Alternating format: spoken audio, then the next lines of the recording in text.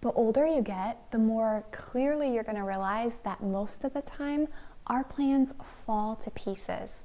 Contrary to what the world will tell you or Walt Disney will tell you, we're not in control of our own destinies. God, on the other hand, his plans never fall to pieces.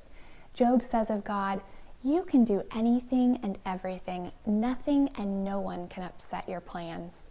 I love how 1 Timothy 6 says, "You, God, are the blessed controller of all things."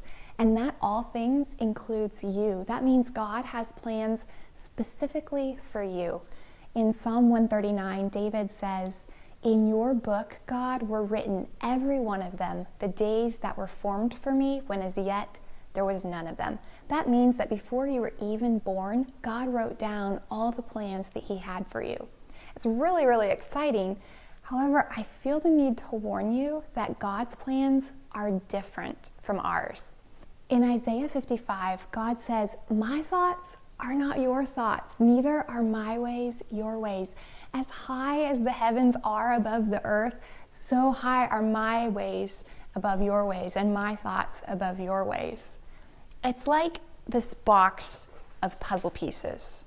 All we see are tons of itty-bitty, disjointed pieces that just look like a giant puzzle to us. We rarely see the big picture, and we wish God would just get on board with our plans. God, on the other hand, sees the whole big picture, and he sees the masterpiece he's creating. His plans may be different, but they're always far, far better. God's plans for you are infinitely bigger than your biggest dreams.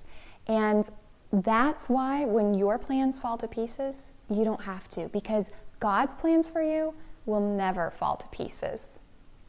If I were with you right now, I would give you a little puzzle piece and a pencil and a Sharpie marker. But since I'm not, I wonder if you would just grab a piece of paper, a pencil, a marker, and would you write in pencil your dearest dream?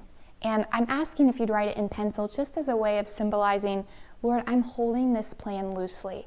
And then would you pick up your Sharpie marker and just write the reference of a promise of God on top of your plan. For example, that verse in Job 42:2, where Job says, "You can do anything and everything. Nothing and no one can upset your plans." Or maybe you'd want to write on it Jeremiah 29:11, where God says, "I know the plans I have for you, plans to prosper you and not to harm you, plans to give you a future and a hope." And then I wonder, would you be willing to just hold that puzzle piece or that piece of paper in your hands, open-handed, as a way of saying to God, "Your will, God, be done, not mine. I'm willing to give up my greatest plan in order for your far, far better plan."